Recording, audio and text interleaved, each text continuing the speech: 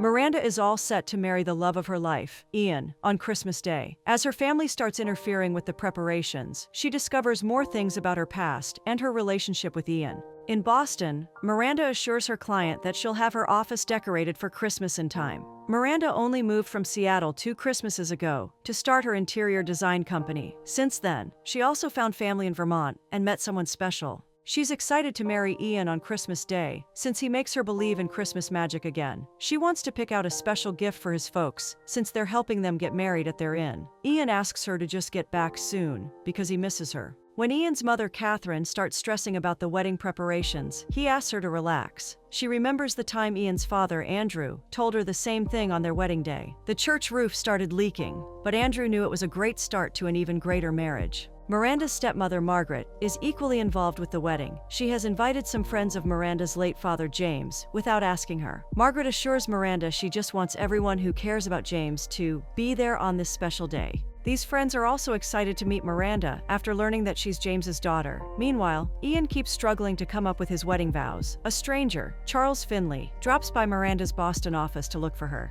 He notices from her folder that she's getting married and congratulates her. She offers to contact him later, but he assures her that he will find her. When she gets back, Miranda finds Ian waiting for her on the porch. Miranda's sister-in-law, Ellie, and her children, Julia and Mark, are very excited about the wedding. While Julia has been practicing how to throw petals as the flower girl, Mark thinks his job as the ring bearer is equally important. Ellie loves having Miranda over for Christmas, especially since she will be in her new home the next time. Miranda loves how things are falling into place. Ellie assures her that it's normal for two people who fall in love on Christmas like Miranda and Ian. Miranda thanks Pastor Wayland for agreeing to perform their wedding ceremony on Christmas. Since he knew James, Wayland wanted to learn more about Miranda. She explains that she wants the wedding on Christmas, a day her mother loves. She stopped celebrating after her mother passed. A while later, Ian and her new family through Margaret have all given her reasons to cherish Christmas again. When Margaret meets Miranda, she's excited to share that another old friend of James, Thomas Reed, will join them for the wedding. Miranda seems concerned about these last-minute additions because the cottage is not big enough. Margaret suggests that Miranda should have the wedding at Ellie's house, where she lives with her son Peter. She remembers all the parties she had with James there and asks Miranda to reconsider. Miranda knows Margaret cares about her, which is why she has called so many people. Ian still understands that she's worried about a big wedding and something spoiling their special day. He knows all weddings have issues, but assures her she will have the wedding she wants. When she stops by the flower shop, Lydia has already heard from Margaret about a possible change in the wedding venue. She asks Miranda to confirm the location soon for the deliveries. Miranda spots Charles talking to her stepbrother Peter outside the theater. She asks Peter about Charles, who has apparently come from California to make a huge donation. He claims to know James from his acting days and wants to contribute. When Miranda learns that he's staying at the Carlton Heath Inn, she decides to find him. She confronts him about how suspicious it is that he turned up in town one day after she saw him in Boston. Charles admits he's there because of her mother, Eve. He reveals that Eve was his sister, even if Miranda doesn't remember her mother mentioning a brother. Charles tries to explain his side, but Miranda assumes he's another person digging into her family after learning that she's related to James. She asks Charles to leave her alone and let her enjoy her wedding. Charles explains that he wanted to do something nice for her when he learned she was getting married. He knew she wouldn't take gifts from a stranger, so he made a donation to the theater. He even pretended to be from Boston, only to get an excuse to talk to her. Miranda refuses to believe that he's related to her because of his last name. Charles explains that Chester was Eve's middle name. He still understands that she's apprehensive and promises not to bother her again. Thomas Reed, an old friend of Margaret and James, drops by the house. Margaret explains to Peter that James and Thomas were in the theater together. Thomas thinks Margaret still looks amazing and admits he got excited when he got her invite for the wedding. He has arrived early because he misses the great times they enjoyed together as friends. The next morning, before Charles leaves, he admits that he found out about Miranda being Eve's daughter from an article last Christmas about James. He understands why Miranda doesn't believe him, but remembers how much Eve loved Christmas. Margaret loves having Thomas around and feels like they have a lot of old memories to share. Ian doesn't think Miranda should believe Charles's story after he admitted he read about her online. Miranda still thinks there's something to Charles because he didn't ask her for any favor. When she wonders if he's really her uncle, Ian knows she wants it to be true so she can find more family. Ian decides to distract her by rehearsing for their first dance after the wedding. Ellie can tell Miranda is hesitant about having the wedding at their place. She suggests Miranda should be direct with Margaret about her feelings. Miranda gets distracted when she gets a call about her dress being ready. While Margaret and Catherine go over the list of wedding preparations, Miranda tries on her dress. When she comes out wearing it, one of them thinks it looks gorgeous. Margaret shares how funny Thomas is, so Miranda asks when she can meet him. She reminds Miranda that he's coming to the wedding. Margaret also needs her to decide whether she wants to have the ceremony at their house. Miranda admits to Ian that she couldn't say no to Margaret because she chickened out.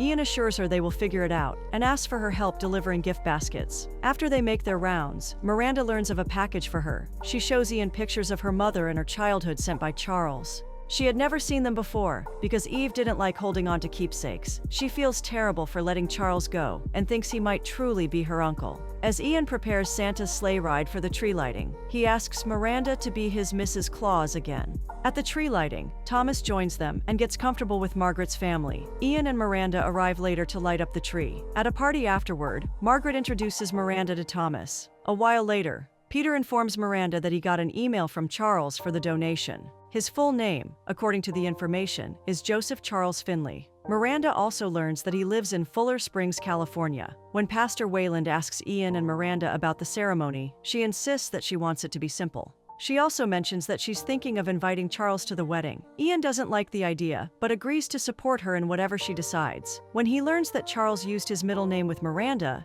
he gets more suspicious and is worried about a stranger hurting her. Miranda insists that if there's any chance of finding a real family, she wants to have it. The next morning, Julia wakes Miranda up early to bake cookies with her. Andrew has taken Ian for his tux fitting and tries to talk to him about the wedding. Ian admits that he's stuck with his vows because of all the distractions these past few weeks. Andrew seems sure he and Miranda will work out whatever it is between them. He knows a love like theirs is hard to find. Meanwhile, Julia is worried about being a flower girl. Miranda reminds her that she was one too. When she was nervous, she just recalled that the bride chose her on the special day. Ian calls Miranda to apologize for worrying too much. She assures him she's not worried at all and is excited about their wedding in 3 days. When Ian drops by the theater to help Andrew, he runs into Margaret. She mentions how much Thomas loved meeting Miranda and feels weird that she has known him for 40 years. She wonders if Ian knew instantly that Miranda was the one for him 2 Christmases ago. She loves how fearless Ian has been with his love, and how he has stuck by Miranda through everything. Ian realizes what she's referring to, and suggests that she should pursue things with Thomas. Miranda keeps searching on the internet to find information about Charles. She calls Nicole at Grace Fellowship Church, who informs her that Charles is a pastor. He has been associated with the church for 20 years, and is on leave till the holidays. Miranda loves that everyone is fond of him, and that they call him Charles instead of Joseph at the church. He doesn't have a cell number, so Miranda asks Nicole to take a message. Ian is also impressed when he learns that Charles is a pastor. Miranda now knows that she wants to do everything to find him. She tries to sneak into her room when she gets back home. When Margaret asks her about the wedding venue again, she knows it's time to give an answer. Miranda thanks Margaret for everything she has done with the wedding. She still clarifies that she wants to get married at the cottage. It has been part of the family for a long time, and it makes her feel closer to her father. When Margaret learns that she feels this way, she feels bad about suggesting another venue. She thinks it's because she has been distracted. She promises to make sure she understands Miranda's feelings better. When she comes across the photos that Charles sent her, Miranda fills her in about him. Margaret feels worse that she wasn't there for Miranda in all this. Miranda explains that she didn't want to bother her since she seemed so happy with Thomas. Ian seems sure Margaret will soon understand why Miranda didn't tell her about Charles. He also thinks Eve must have kept secrets from her to protect her from getting hurt. He thinks Miranda is just like Eve. He remembers the time he first met her when she was going to keep a lot of secrets to protect people. Miranda reminds him that she stayed back because of him. Ian just thinks she should give herself more credit for being the strongest person he knows. The following morning, Thomas drops by the house again. He asks Margaret out before they head to watch the play that night. Margaret seems cold and admits that she feels guilty because he distracted her. She thinks it's time to focus more on her family. Thomas knows her family is fine and asks her to think about herself sometimes. Miranda finds Charles sitting on a bench in town, listening to the church bells. He explains that he didn't reveal he was a pastor before because he didn't think she would believe him. Fair enough. He also wanted her to trust him herself. Charles explains why Eve never mentioned him to Miranda. When he was a young pastor, he was very strict about what was right and wrong. He always knew Eve and James were in love.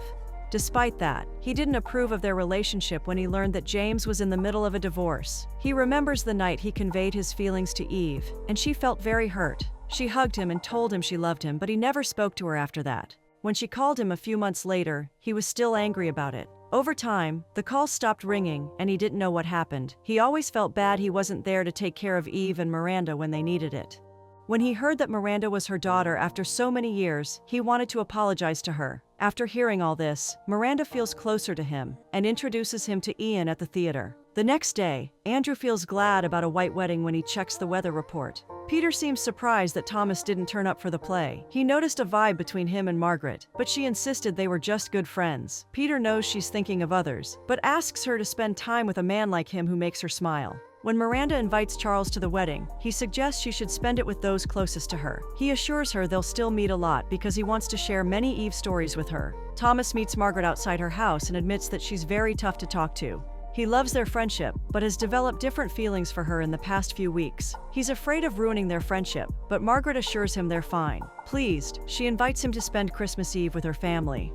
Miranda soon learns that Charles checked out of the inn 2 hours ago. With the weather being so intense, Catherine is sure he couldn't have gone too far. Ian and Miranda find him in town, and he seems glad he'll be staying for the wedding after all. Mark is worried about tripping when he walks down the aisle with the rings. Ian pretends he's also nervous about the same thing, and asks for Mark's advice. When Mark suggests they both should focus and remember what they're doing this for, Ian knows he understands his own message. Catherine and Ellie remind Miranda to get dressed soon, but Miranda wants to give her more time. Andrew asks Ian to relax because the love of his life will soon walk towards him. When Margaret comes to check on Miranda, she asks her for a favor.